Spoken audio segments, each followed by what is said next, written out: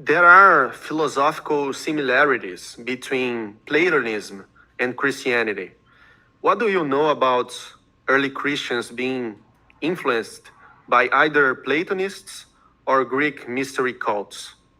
Yeah, both, right? So definitely, earliest Christianity is very much a Jewish mystery cult. And I show this, I document it. Other scholars have done so. I'm not the only one who said this, but I document it in my book on the historicity of Jesus. So I have a whole section on this. I'm coming out with another book later this year, The Obsolete Paradigm of the Historical Jesus. And that I document in the last 10 years, more scholars have jumped on and argued this, that basically they take the basic structure of a mystery cult and then skinned it, put a skin on it that is all the Jewish stuff. So everything that's different between Christianity and other mystery cults is all the Jewish stuff. And everything that's the same is all the original, Greco-Roman mystery cult stuff. So it's a syncretism of the two, and it makes something different. Just like, Osiris cult was very different from Bacchus cult, but you can see they share themes. And when you look at what themes they share, and especially what share with other mystery religions, those themes also show up in Christianity. So from the very start.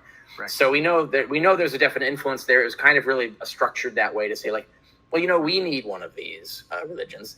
And that fits the anthropology. We know when the Jews were in exile after the first destruction of the temple, and then the Persians took over and then liberated them, sort of. The Persians showed up with the Zoroastrian religion, which had apocalypse, resurrection, Satan as an enemy of God, all of this stuff. And they borrowed all that because they figured, well, our rulers they're these super powerful rulers, their God can do all this stuff, so therefore our God should be able to.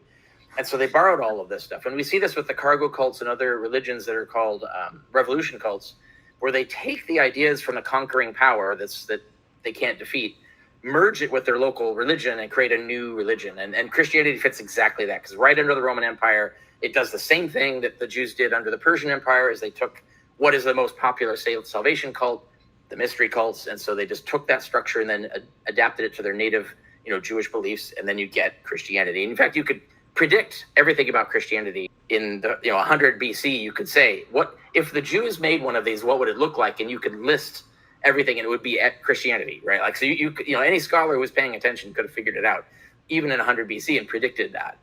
So that's how much it fits. The other side of it, you're asking about philosophy, and I think definitely philosophy is influential.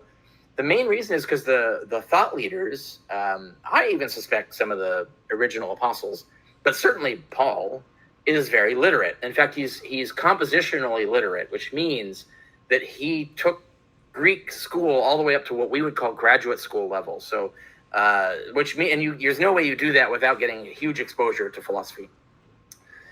Primarily, actually, Aristotelianism, but also Platonism and Stoicism. Those are like the three big ones. Epicureanism also was popular, but it was not popular with religious people because it was associated with atheism, right? So when you read Paul has a lot of elements in it that you can see echo a lot of Stoicism, Aristotelianism, and Platonism. Later, when you get to like late 2nd, early 3rd century, the trend seems to be to chuck Aristotle and Stoicism and go full on Platonism. So when you start seeing Christian writings in the 3rd century and certainly the 4th, they're all in on Platonism. So Platonism kind of won out as their most popular. They saw it as their most favorite thing. And you see this in Justin Martyr's book, where he talks about how he went to all the schools, hated them all, and then ended up a Christian.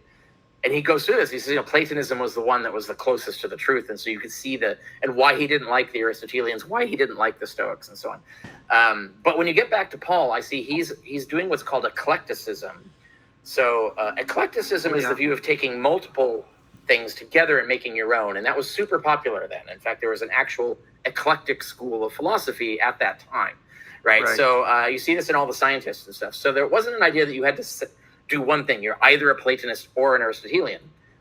You could do that, but that wasn't the most popular thing. The most popular thing was to take pieces from all the philosophies as you felt made sense to you, and then sort of construct your own. And so I think Paul, the reason we see all of these different philosophical influences in Paul is because he was educated in that system and then picked and chose the things that he thought made sense to him.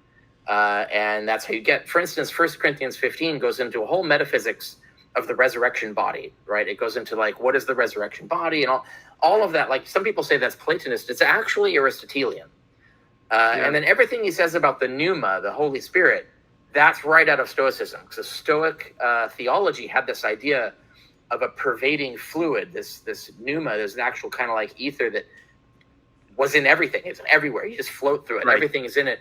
And it was through the pneuma that God was able to sense things and affect things. So the pneuma was kind of like God's tool or body even, except it was basically this sort of invisible mist that encompasses the whole universe, including the earth. So this idea that how the pneuma acts on behalf of God is God acts through the pneuma, the Holy Spirit, that's very Stoic. So that comes right out. They developed that theology before. Now Paul might have inherited that from Jews before him who were also already heavily influenced. You see Philo, who's before him, already heavily influenced by all of these philosophies. Philo's very Platonist. He prefers Platonism, clearly. But there are a lot of other Jews who are being influenced by these things before Paul. So Paul's whole idea of the Holy Spirit might come from prior Jewish teachers. But if it does, they were influenced by the Stoic teaching and so on. So like the influences are there even before Christianity. And then also as Christianity developed, it picked up more.